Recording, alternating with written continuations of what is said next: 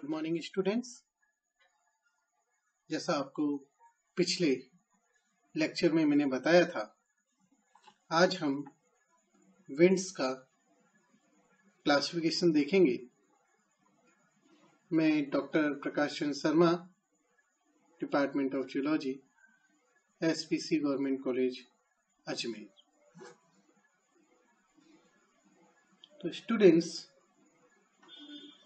आपको मैंने स्पष्ट किया था कि विंड्स मूवमेंट ऑफ एयर है, जो कि पृथ्वी की अनइवन हीटिंग जो कि सन से हो रही है और उसके खुद के रोटेशन के कारण से डेवलप हो रही है। विंड्स की आप बहुत एक विशाल रेंज देख सकते हैं, बहुत हल्की हवा चलने से लेकर और natural calamities like cyclone, hurricane आने तक की स्थिति ये सब विंड में आती है। जैसा आपको मैंने बताया कि एटमॉस्फेरिक प्रेशर में जो अंतर आता है, उस अंतर के कारण विंड डेवलप हो रही हैं। और एक सामान्य प्रॉपर्टी की हम बात करें तो जो गर्म हवा होती है वो ऊपर की तरफ राइज अप होती है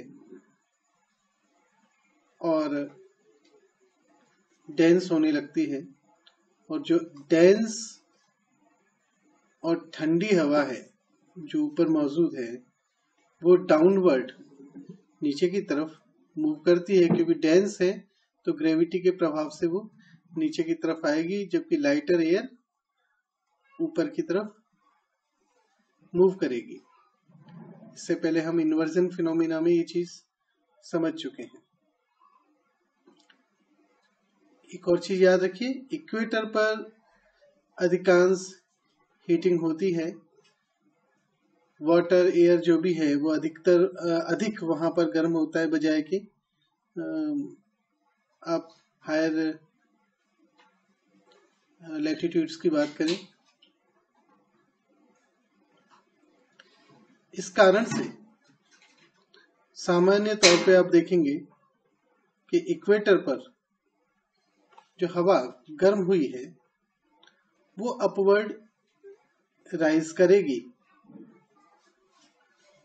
और पोल्स की तरफ मूव करेगी। सिमिलरली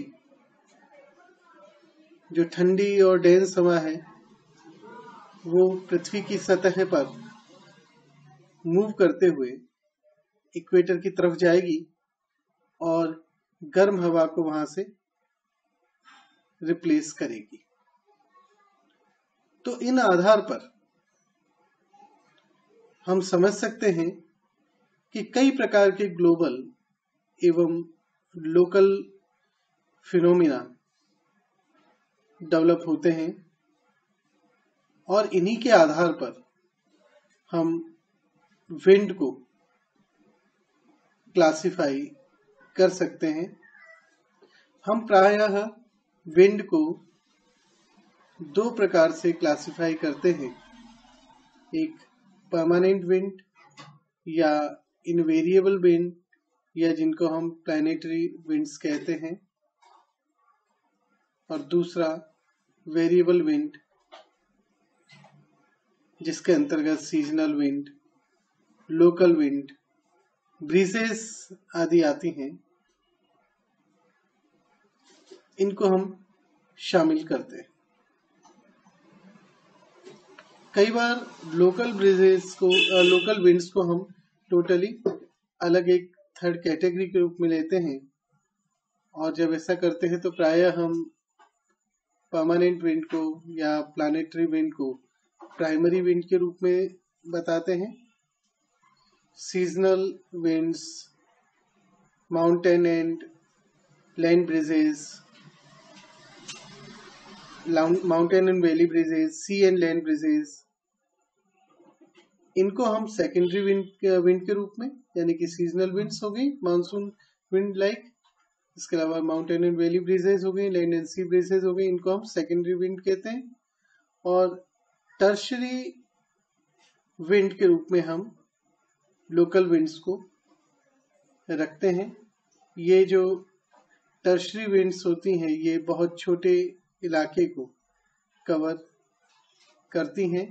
सेकेंडरी विंड्स सीजनल होती हैं या उनमें कुछ पेरियोडिसिटी मौजूद होती है, पेरियोडिक विंड्स होती हैं। और प्राइमरी विंड्स परमानेंट टाइप की विंड्स होती हैं। तो सबसे पहले हम जब प्लैनेटरी विंड्स की बात कर रहे हैं तो प्लैनेटरी विंड का मतलब होता है वो विंड्स या वो विंड के प्रकार जो through out the year flow करते हैं एक लैटिट्यूड से दूसरे लैटिट्यूड की तरफ।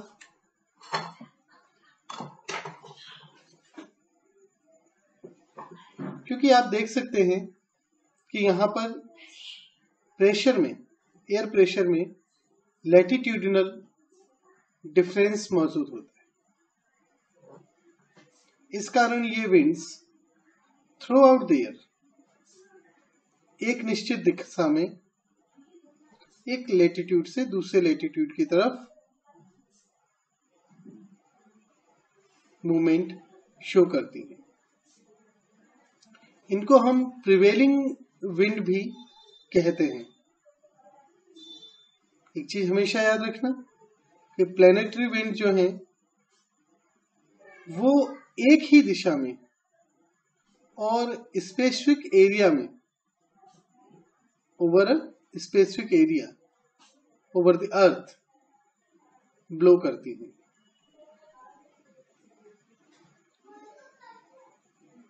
क्योंकि ये एक निश्चित लैटिट्यूड से दूसरे लैटिट्यूड की तरफ दोनों ही जो हेमिस्फीयर हैं अर्थ के उनके अंदर ये मूव करेगी, तो कहीं ना कहीं ऐसा जोन भी देखने को मिलेगा जहां ये कन्वर्ज कर रही होंगी। इस तरह के जोन को हम कन्वर्जेंस जोन कहते हैं।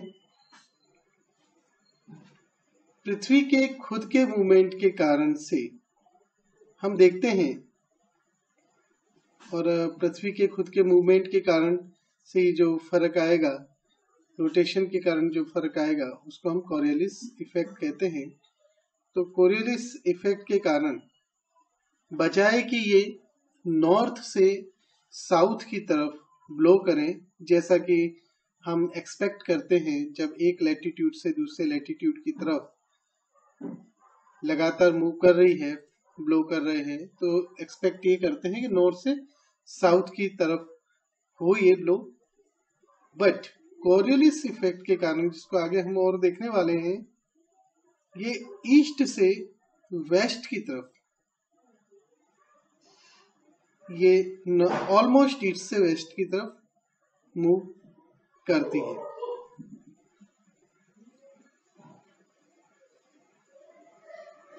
कोरियोलिस इफेक्ट से और क्या फर्क पड़ता है विंड की डायरेक्शन में, ये हम आगे विस्तार से देखेंगे।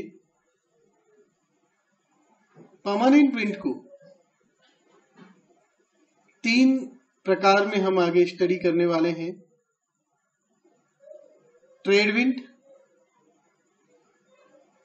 वेस्टर्लीज और पोलर विंड्स।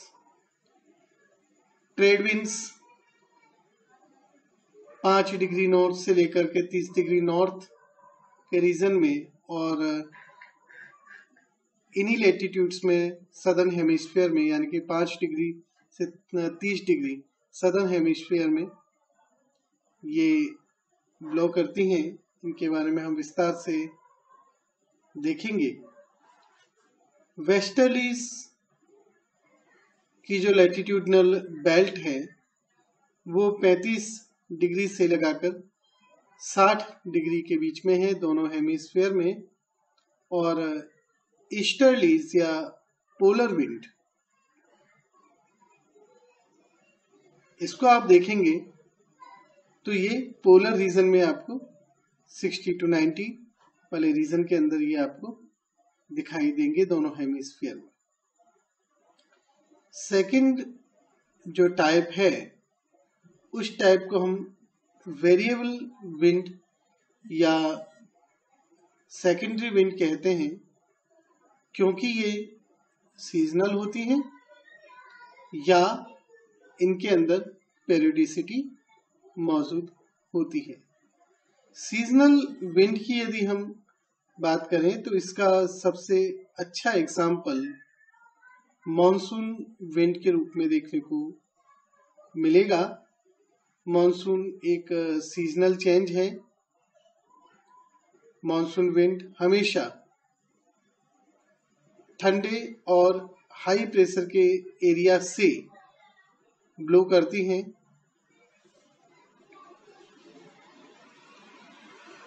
और मॉनसून विंड जो है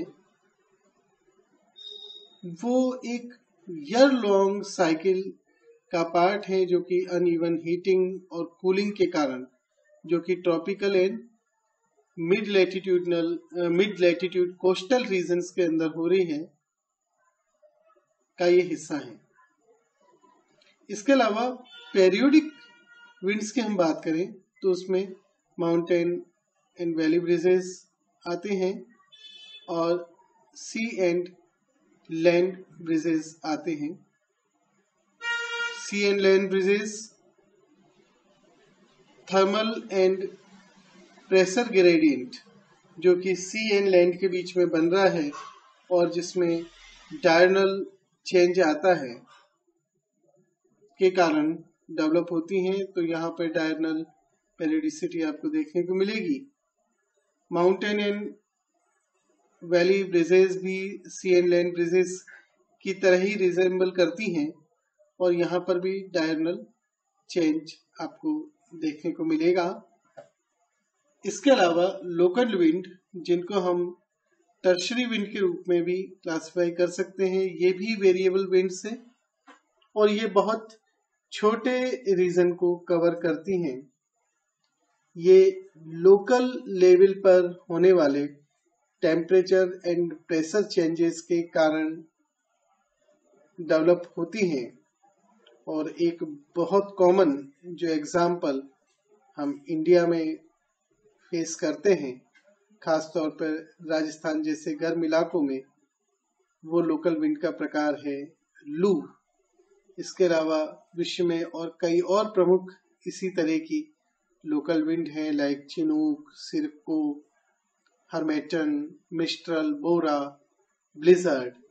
इन सब के बारे में हम अगले लेक्चर में विस्तार से जानकारी लेंगे। अगले लेक्चर में हम सबसे पहले प्लैनेटरी विंड्स के बारे में जानकारी लेना प्रारंभ करेंगे।